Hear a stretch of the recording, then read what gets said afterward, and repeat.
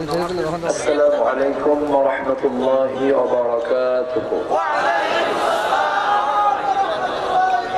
السلام عليكم ورحمة الله وبركاته.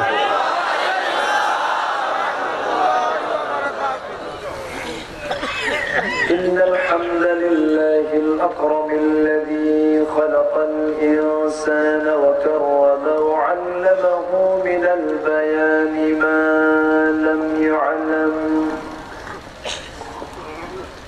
فسبحان الذي لا يحصى امتنانه باللسان ولا بالقلم.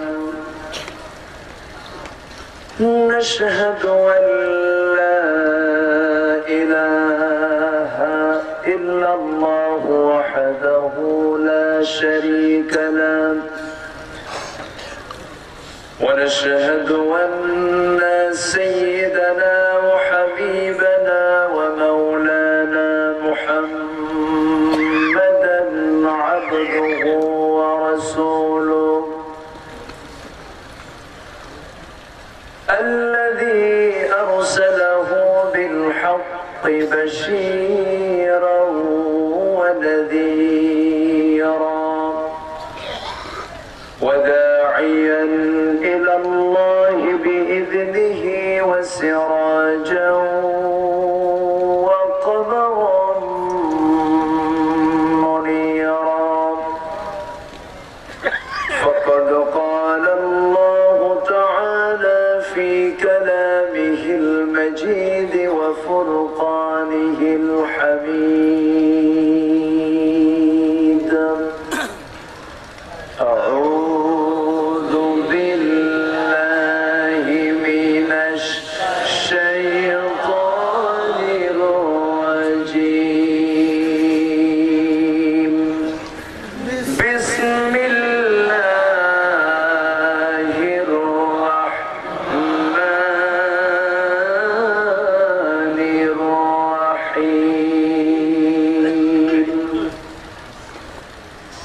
يا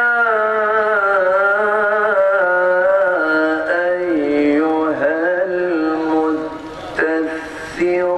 قم فأنذر وربك فكبر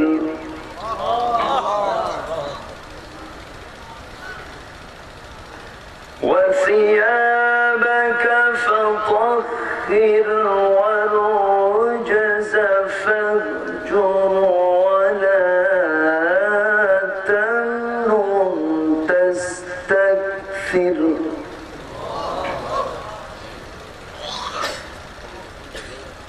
ولربك فاصبر فإذا نقر في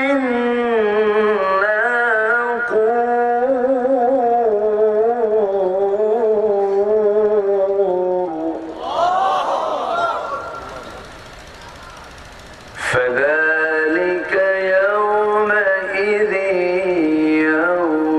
يوم عسير على الكافرين غير يسير.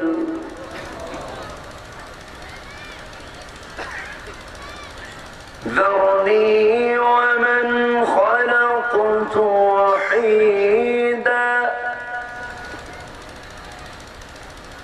وجعلت له مالا ممدودا وبنين شهودا.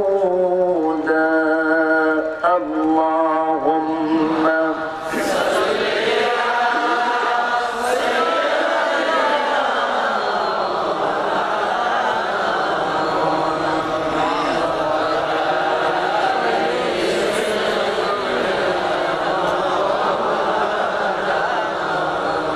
নবীর প্রতি মহব্বত ভালোবাসা সবার ভিতরে আছে না নাই? যদি থেকে থাকে কণ্ঠে যত আওয়াজ আছে নবীর জন্মে মৃত্যুর এই মাসে নবীর প্রেমে মাতোয়ারা হয়ে জবান খুলে জোড়ালো কণ্ঠে সবাই বলি আল্লাহুম্মা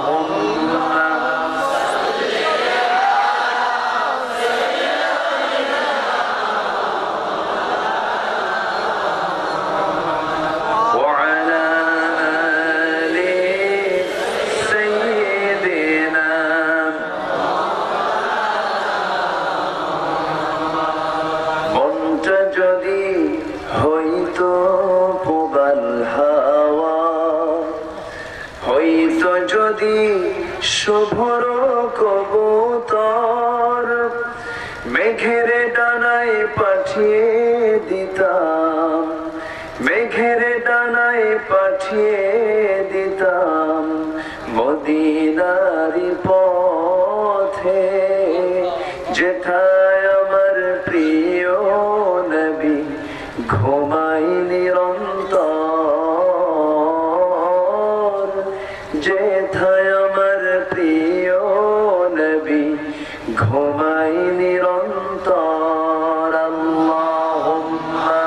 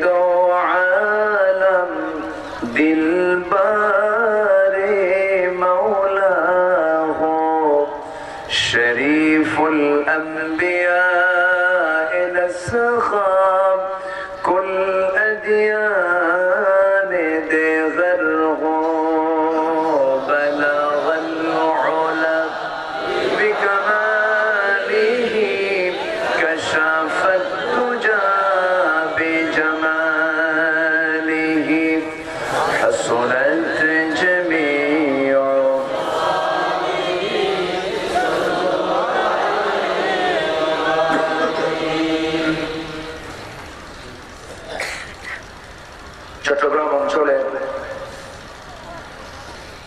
কক্সবাজার জেলার চকরিয়া উপজেলার বদরখালী শাহরিয়াপাড়া সাথী ভাই একতা সংগঠন এর উদ্যোগে আয়োজিত 11তম বার্ষিক ঐতিহাসিক সিরাতুন নবী সাল্লাল্লাহু আলাইহি ওয়াসাল্লাম মাহফিলের আজকের এই মহৎ আয়োজনের সম্মানিত সুযোগ্য সভাপতি সাহেবে সদর প্রথিত আলেমে দ্বীন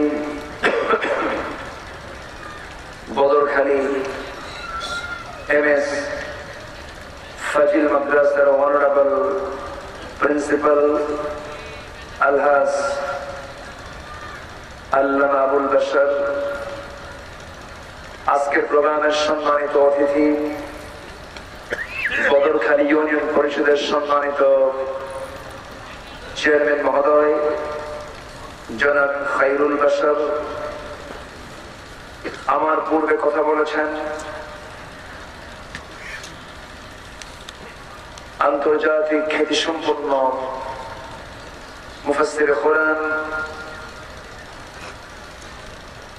বিশিষ্ট ইসলামী চিন্তাবিদ,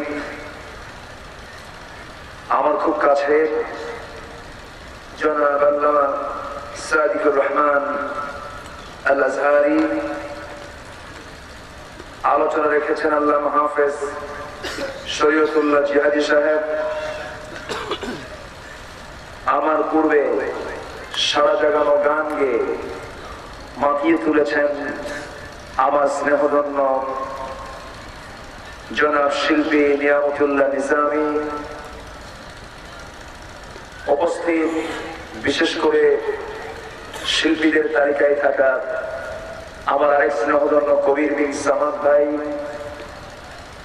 উপস্থিত হাজরাত উলামায়ে কেরাম, ফদলা ইজাম, সুশীল সমাজ, শিক্ষক মন্ডলী, সাংবাদিক বৃন্দ, প্রশাসনের দায়িত্ব নিয়োজিত কর্মকর্তা বৃন্দ, সামনে উপস্থিত দূরেও কাছে বিভিন্ন স্থান থেকে ছুটে আসা তাওহীদের পতাকাবাহী, কালেমার ঝান্ডাবাহী, দ্বীন ইসলামের নরসারদুল বীর মুজাহিদ, সম্মানিত প্রাণ প্রিয় দিনী ভাইরা, আড়ালে বসে আছেন এলাকার সম্মানিতা সরল মনা মা বোনেরা, আলোচনার সূচনায় আনুষ্ঠানিকতার মধ্য দিয়ে আমার পক্ষ থেকে আবারও হৃদয় নিংড়ানো, প্রাণ উজাড় করানো সালাম, আসসালামু আলাইকুম ওয়া রাহমাতুল্লাহি ওয়া বারাকাতুহু।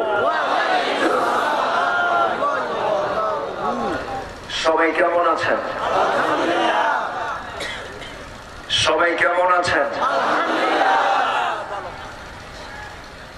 আমরা সুস্থ অবস্থায় ভালো থেকে আমরা আসতে পেরেছি এমন একটি গুনাহ মাফের জায়গায়, যেখানে আসলে বান্দার আমলনামা থেকে গুনাহ ঝরে যায়। এমন একটি বরকতপূর্ণ স্থানে যিনি আমাকে আসার তৌফিক দিলেন, শুকর আদায় করছি, মুহাব্বতের সাথে বলে উঠছি আলহামদুলিল্লাহ। আবারও বলে উঠছি আলহামদুলিল্লাহ। সবাই বলুন আল্লাহুম্মা ইন্নী আসআলুকা আল হুদা ওয়াত তুকা ওয়াল আফাফ ওয়াল গিনা। সবাই একযোগে বলুন আল্লাহুম্মা লাকা আসলামতু ওয়া বিকা আমানতু ওয়া আলাইকা তাওয়াক্কালতু। আমরা আল্লাহ তাআলার শুকর আদায় করলাম, তার প্রতি ভরসা রেখে আসুন আমরা আলোচনার দিকে চলে যাই। মহান রব্বুল আলামিন এই পৃথিবীতে আমাকে পাঠিয়েছেন সৃষ্টির সেরা করে।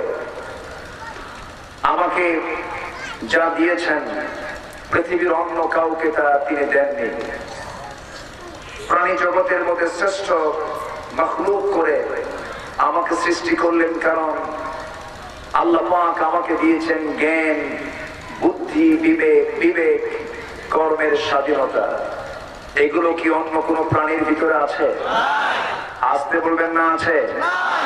গরুর সামনে যদি কোন নর নারী, যুবক যুবতী যদি জেনার কাছে লিপ্ত হয়, গরু কি বলবে এগুলো অন্যায় খারাপ কাজ, এগুলো করিস না?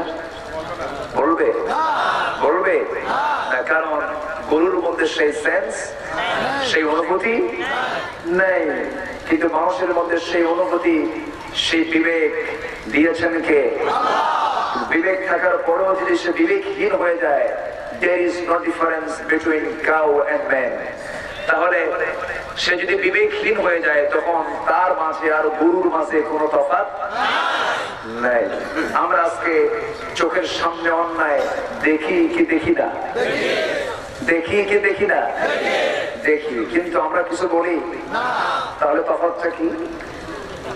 বলো, তাহলে তফাৎটা কি?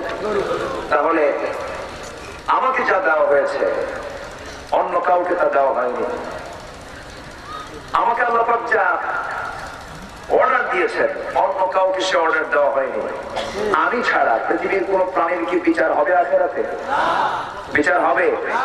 গরুর বিচার হবে কে? আমাদের দিন হবে না। বিচার হবে কার? আমাদের। বিচারে যা হবে কোন সন্দেহ নাই, আমলনামা চেয়ে নিতে হবে, কোন সন্দেহ নাই। কিয়ামতের দিন আল্লাহ নিজেই বান্দাকে বলবেন, ইকরা কিতাবাকা কাফা বিনাফসিকাল ইয়াওমা আলাইকা হাসিবা। বান্দারে, আমি তোমাকে বিবেক দিয়েছিলাম, কর্মের স্বাধীনতা দিয়েছিলাম কোনটা প্রহিবিট, কোনটা লেজিটিমেট, কোনটা হালাল, কোনটা হারাম, সবকিছু আমি তোমাকে জানার যোগ্যতা দিয়েছিলাম। আজকে তোমার আমলনামা নিজেই পাঠ করো। আজকে বিচার করার জন্য তুমি বান্দা নিজেই যথেষ্ট, তুমি নিজেই যথেষ্ট। আজকের বিচার তুমি নিজে করো। মানুষ কখনো প্রশাসনের চাপে ভালো হতে পারে না যতক্ষণ না তার ভিতরে জাগ্রত না হবে। কার ভয়? আসতে বলবেন না, কার ভয়? আল্লাহর ভয় জাগ্রত না হবে। 5টা গুণ যার মধ্যে থাকবে আল্লাহ পাক থেকে জান্নাত দিয়ে দিবে। একটু আস্তে করুন সুবহানাল্লাহ। আমার কথা কি সবাই শুনতে পাচ্ছেন? মাইকের আওয়াজ কি সবার কানে যাচ্ছে? আচ্ছা, সম্মানিত ভাইরা, আমরা আলোচনার সূচনায় একটা সূরা থেকে কয়েকটা আয়াত আমরা তেলাওয়াত শুনেছি। আমি তেলাওয়াত করেছি, আপনি শুনেছেন। আমি যেখান থেকে তেলাওয়াত করেছি সেই সূরাটার নাম হচ্ছে সূরাতুল মুদ্দাসসির। এখানে মুদ্দাসসির বলতে একজন মানুষকে বোঝানো হয়েছে। শুধু মানুষ না, তিনি হচ্ছেন মহামানব মুহাম্মদ সাল্লাল্লাহু আলাইহি ওয়াসাল্লাম। এই জায়গাটার নাম কি? বদর। এত সুন্দর নাম, বদর। ইসলামে প্রথম যুদ্ধ হয়েছিল কোন স্থানে? বদরখালী। আচ্ছা, বদর প্রান্তরে স্থানটার নাম কিন্তু বদর। এখন বাংলায় নয় খালি, খুব হয়তো খালি মনে হয় ময়দানটা দিনে হবে নাকি, এরকম কিছু হতে পারে। এদিকে তো শুধু খালি, বদর খালি, মহেশ খালি। আচ্ছা, সম্মানিত ভাইরা, সম্মানিত বন্ধুগণ, রাসূলকে আল্লাহ পাক এই আয়াতটি উপহার দিয়েছেন। রাসূল যখন অবস্থান করছিলেন মক্কার মাটিতে, রাসূল 2 জায়গায় থেকেছেন নবুয়ত প্রাপ্তির পর। নবুয়তের 23 বছরে 13 বছর কেটেছে মক্কায়, আর বাকি 10 বছর কেটেছে কোথায়? কোথায় কেটেছে? আর 23 বছরে নাজিল করেছেন আল্লাহ পাক কয় পারা কোরআন? আসতে বলবেন না, কয় পারা? 23 পারা। একদিনে না 23 বছরে? 23 বছরে। সম্মানিত বন্ধুগণ, 23 বছরে যে কিতাব নাজিল হলো, রাসূলকে আল্লাহ পাক এই কিতাবটা দিয়েছেন 23 বছরের প্রয়োজনের পরিপ্রেক্ষিতে, সমাজের চাহিদা অনুযায়ী যখন যেটা লেগেছে আল্লাহ পাক জিবরাইলের মাধ্যমে রাসূলকে তা উপহার দিয়েছেন। সেই কোরআন আজকে আমাদের সবার চোখের সামনে আছে না নাই? আসতে বলবেন না, আছে না নাই? আছে। এত বড় মহামূল্যবান সম্পদ আমাদের সামনে থাকার পরেও গোটা পৃথিবীতে মুসলমান আজকে শাসক না শাসিত? মুসলমান আজকে গোটা পৃথিবীতে সম্মানিত না অপমানিত? নির্যাতিত, নিষ্পেষিত, পদদলিত, লাঞ্ছিত, বঞ্চিত, ঘৃণিত, সব দিক থেকে। আজকে কেন? আজকে এগুলো এই রূপটা কেন নিল? এটার মূল কারণ হচ্ছে মুসলমান তার সৎ নেতৃত্ব থেকে অনেক দূরে ছিটকে পড়েছে। আমার কথা কি বুঝতে পারছেন সবাই? সৎ নেতৃত্ব মুসলমান জাতি দিতে ভুলে গেছে। এমনকি যে কোনো দল করতে গেলে, আজকে আমার দেশে যে কোনো দলই বলেন না কেন, যেই নেতাটা বেশি উচ্ছৃঙ্খল, ওর সিয়ার তত বড়। আমার কথা বোঝা যাচ্ছে? যে নেতা যত ধুরন্ধর, বাটপার, বেয়াদব, উচ্ছৃঙ্খল, তার সম্মান, তার কদর দলের মধ্যে অনেক বেশি। সম্মানিত ভাইয়েরা, এইরকম করে আজ মুসলমান তার স্বকীয়তা থেকে, তার নিজস্ব অবস্থান থেকে অনেক দূরে চলে গেছে। এই দূরত্ব সৃষ্টির কারণে মুসলমানরা আজকে গোটা পৃথিবীতে মার খাচ্ছে। এই মুহূর্তে সেজন্য সব নেতৃত্ব ছেড়ে একটা নেতৃত্ব গ্রহণ করতে হবে সবার জন্য, তিনি হচ্ছেন মুহাম্মদুর রাসূলুল্লাহ। মুহাম্মদুর রাসূলুল্লাহ সেই নেতৃত্ব কখনো ফুরাবে? আসতে বলবে না, ফুরাবে? ফুরাবে। কোন আদর্শ আমার জীবনের চেতনা হতে পারে না, কোন আদর্শ আমার জীবনকে ডেভেলপ করতে পারে না। একমাত্র আদর্শ হতেছে লাকাদ কানা লাকুম ফি রাসূলিল্লাহি উসওয়াতুন হাসানাহ লিমান কানা ইয়ারজুল্লাহা ওয়াল ইয়াওমাল আখির ওয়া যাকারাল্লাহা কাসীরা। জোরে বলুন আল্লাহু আকবার। তোমাদের জন্য উত্তম আদর্শের বাস্তব নমুনা অন্য কেউ নন। তোমাদের জন্য উত্তম আদর্শের বাস্তব মডেল হলেন জনাবে মুহাম্মদুর রাসূলুল্লাহ সাল্লাল্লাহু আলাইহি ওয়াসাল্লাম। সেই নবীজির আদর্শকে তুমি গ্রহণ করে নাও। নবীজি কেমনে তার যৌবন পাড়ে দিয়েছেন, নবীজি কেমনে তার বাল্য জীবন পাড়ে দিয়েছেন, নবীজি কেমন করে তার নবতের জীবন পাড়ে দিয়েছেন, বৈবাহিক জীবন পাড়ে দিয়েছেন, সেই সব কাল কেমন করে কাটিয়েছেন, গোটা জিন্দেগি তার কেমন আমল ছিল, সবগুলোকে তুমি যদি ফলো করতে পারো গোটা পৃথিবীর শাসক জাতিতে তুমি আবার পরিণত হয়ে যাবে। আবার তুমি শাসক হবে, আবার তুমি গোটা পৃথিবীর নেতৃত্বের হাল ধরবে। সম্মানিত ভাইরা, সম্মানিত বন্ধুগণ, সে রাসূলকে আল্লাহ পাক এই সূরা উপহার দিয়েছেন মক্কায়। মক্কায় সেই সময় নাযিল হয়েছে যে সময় আমার নবীজির কাছে প্রথম ওহী নাযিল শুরু হয়েছে। প্রথম ওহী নাযিলের 10 দিন পর আল্লাহ পাক রাসূলকে, আমি যে তেলাওয়াত করেছি কয়েকটা আয়াত, এই কয়েকটা আয়াত আল্লাহ পাক আমার রাসূলকে উপহার দিয়েছেন।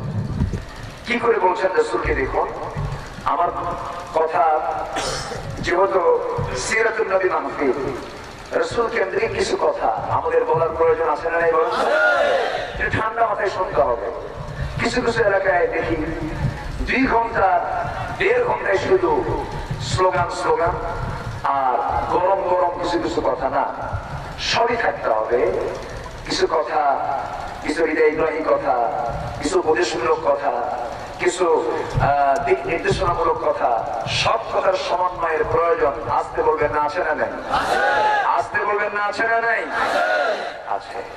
রাসূল কারীম সাল্লাল্লাহু আলাইহি ওয়াসাল্লামের কথা ছিল খুব বড় আওয়াজে না, আমার নবীর কথা ছিল ভাব গাম্ভীর্য ভরপুর। এক একটা কথা যেন বিশাল ওয়েট বহন করে, এক একটা কথার লাইন যেন অনেক কথার ভাবকে একটা কথার লাইনে ফুটিয়ে তোলে। যেরকম সুবহানাল্লাহ। সম্মানিত ভাইরা, একটু মনোযোগ দিয়ে শুনতে হবে। আমরা ভাববো আমরা বসে আছি জান্নাতের টুকরায়। সুবহানাল্লাহ বলি, জোরে বলি সুবহানাল্লাহ। আল্লাহ রাব্বুল আলামিন রাসূলকে কি বলছেন দেখো।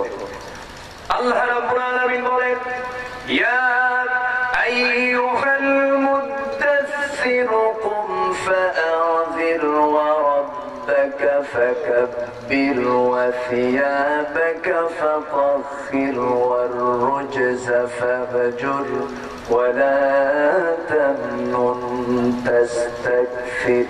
জোরে বলুন আল্লাহু আকবার। রাসূলকে বলা হচ্ছে, হে বস্ত্রাচ্ছাদিত ব্যক্তি, হে মুদ্দাসসির।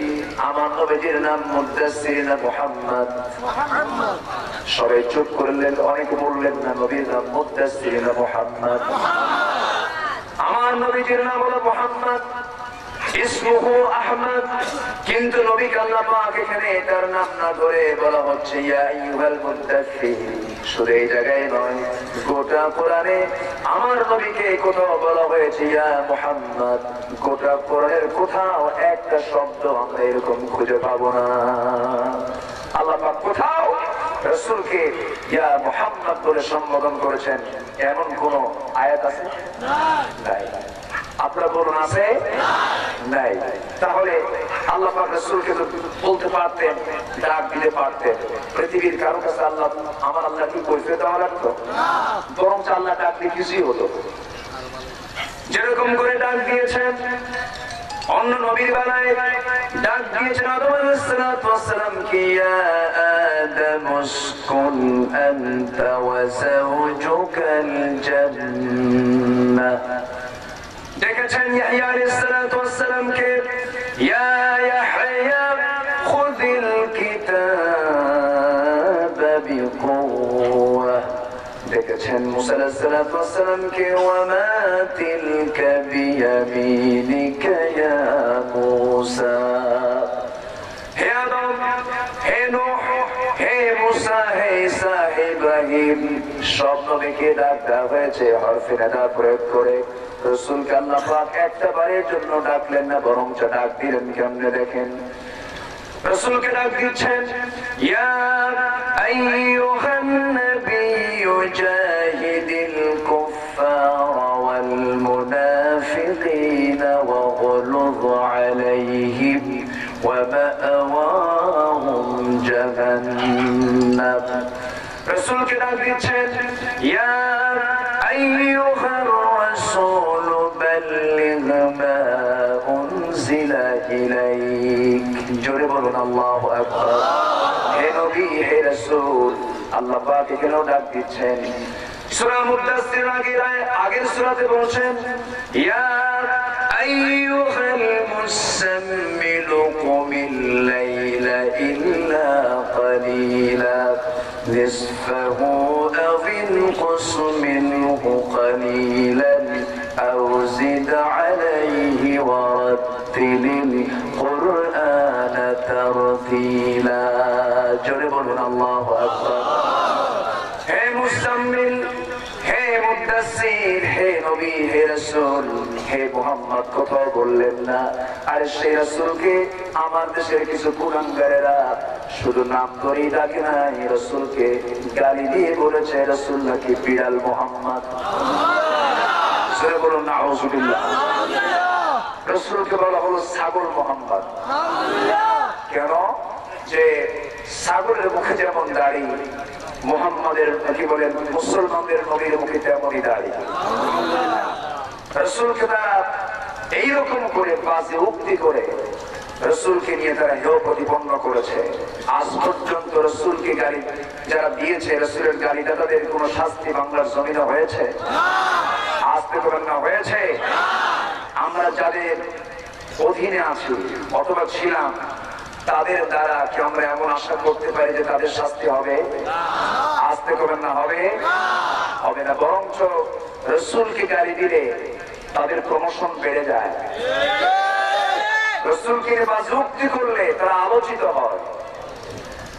এক শয়তান কয়েকদিন আগে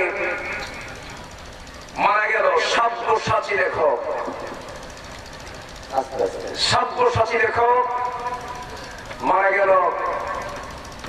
এই শয়তান মারা যাওয়ার আগ দিয়ে বলল, হে কাক, তুই বেশি করে কা কা কর, তোর কাক আওয়াজটা আমার কান পর্যন্ত চলে আসুক, তবু যেন আমার কানে কোন ক্রমে আযান শব্দ না আসে।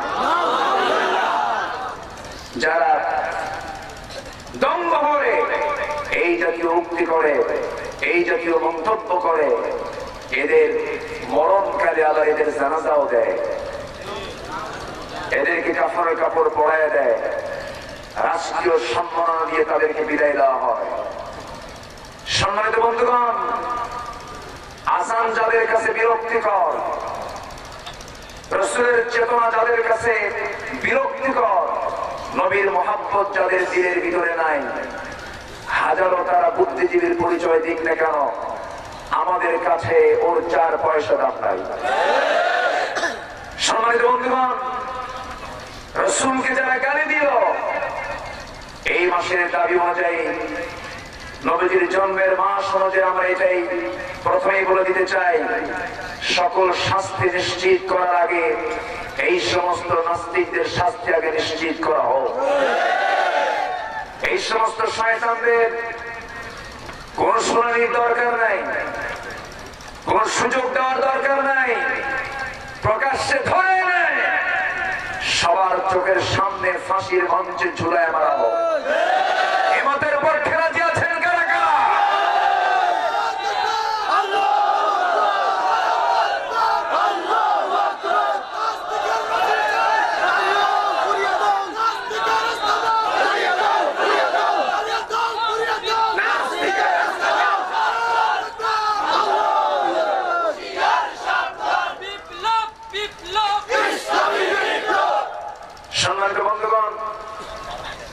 তোমরা রাসূলকে গালি দিবা, আমরা যখন কথা বলতে যাই তখন আমাদেরকে তোমরা গালি দাও। এই তো জঙ্গিবাদী। জঙ্গিবাদী যারা বলে গালি দিচ্ছেন, জঙ্গিবাদের সাথে ইসলামের কোন সম্পর্ক নাই, এটা আমরাও জানি। কিন্তু জঙ্গি তো তাদের কি বলা হয় যাদের হাতে প্রকাশ্যে অবৈধ অস্ত্র থাকে, তাই তো, তাই না? অস্ত্র কি মাদ্রাসার ছাত্রের হাতে পাওয়া যায় না কলেজে পাওয়া যায়? মাদ্রাসায় পাওয়া যায় না ভার্সিটি পাওয়া যায়? ভার্সিটিতে রুমে রুমে তল্লাশি করলে পরে অনেক উচ্ছৃঙ্খল ছাত্র নেতা আছে যাদের পকেটে পকেটে পিস্তল খুঁজে পাওয়া যায়। অতএব অস্ত্রের ঝনঝনি যেখানে হয় সেখানে জঙ্গিবাদের উত্থান হয়। হলিয়াটিজান তার জ্বলন্ত প্রমাণ। যতগুলো জঙ্গি সেখানে নিহত হয়েছে একটার পরিচয় তারা মাদ্রাসার ছাত্র নয়। অতএব জঙ্গিবাদ বলে যারা গালি দেন, এই গালি আলেমদেরকে না দিয়ে আপনাদের পিছিয়ে দিয়ে দেন। জঙ্গিবাদের সাথে মাদ্রাসার ছাত্রদের কোন সম্পর্ক, আলেম ওলামার কোন সম্পর্ক। সেদিন গাজীপুর এক মাহফিল ছিল আমার, সেই প্রোগ্রামে আমার ডান পাশে বসা ছিলেন এমপি মহোদয়, বাম পাশে ছিলেন উপজেলা চেয়ারম্যান, ছিলেন বেশ কিছু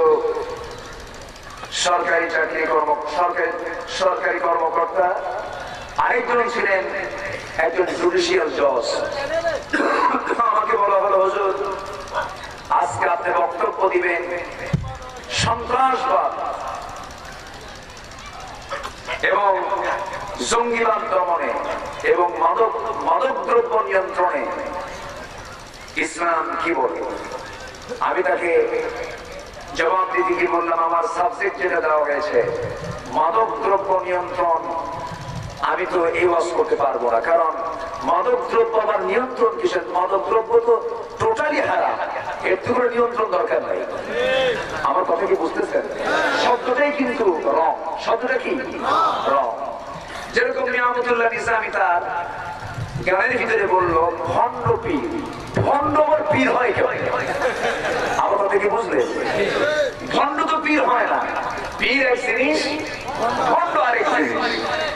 ভণ্ড তো ভণ্ডই, ভণ্ডের সাথে হক্কানি পীরের কোন সম্পর্ক, আসতে কোন সম্পর্ক। ওরা কোরআন বোঝে না, ওরা কোরআন বোঝে এই কানার মতো। এক কানা গেছে মসজিদে নামাজ পড়তে, তো নামাজ পড়তে নিয়ে নামাজের আগে ইমাম সাহেবের সঙ্গে কথা বলতে বলতে লাগছে চক্র, গন্ডগোল লাগছে। তো মাগরিবের নামাজে শামিল হয়ে গেছে অন্ধ লোকটা, কারা নামাজে দাঁড়ায় গেছে, ইমাম সাহেব নামাজ শুরু করেছে। নামাজের মধ্যে ইমাম সাহেব সূরা ফাতিহার পরে আমার একটা আয়াত পড়ছে, যে আয়াতের অংশ হলো ওয়া কানা মিনাল কাফিরিন। যখন বলছে ওয়া কানা মিনাল কাফিরিন, কানার কাছে মেজাজ খারাপ হয়। কানা মনে মনে কয় গন্ডগোল হলো, তুই ফতুয়া দিন নামাজের মধ্যে, আমি কানা কাফের। রাগে গোসায় ফেটে পড়েছে। পরের দিন আবার নামাজ পড়তে আসছে। ইমামদের আবার তো পছন্দের কিছু আয়াত থাকে যেটা গণগণই তেলাওয়াত হয়, ও আর কাম পায় নাই। পরের দিন ওই আয়াতই পড়া শুরু করছে। এইদিকে ইমাম সাহেব যে তার আবার একটা পা ন্যাংরা বসে, মানে ন্যাংরা বোঝেন এলাকায় কি করে, ন্যাংরাই বলে। আচ্ছা, তো যখন শুরু করেছে সূরা ফাতিহার পর ওই আয়াতে যখন বলছে ওয়া কানা মিনাল কাফিরিন, জবাবে ওই অন্ধ কানা বলতেছে ওয়া লানা মিনাল ফাসিকিন। আমার কথা কি বুঝতেছেন ভাই? ওরা কোরআন বোঝে ওই কানার মতো। আসতে কবেন না, জোরে কম ঠিক কিনা?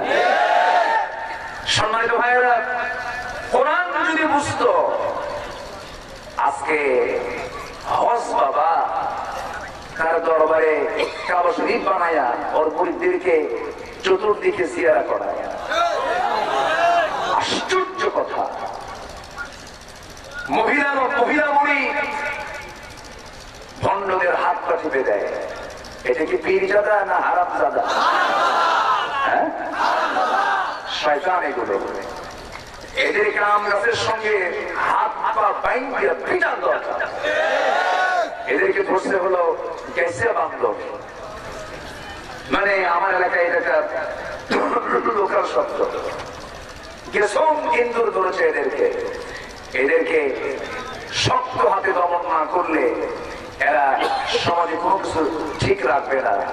সবচেয়ে বড় দুশ্মন হলো তারাই যারা দাড়ি এবং টুপির সুরত ধারণ করে মানুষকে ধোঁকা দেয়। এমন শ্রেণী আছে না নাই? দাড়ি আর টুপি দেখে মনে হয় জিব্রাইল ফেল, এত সুন্দর চেহারা, সুরতে আজম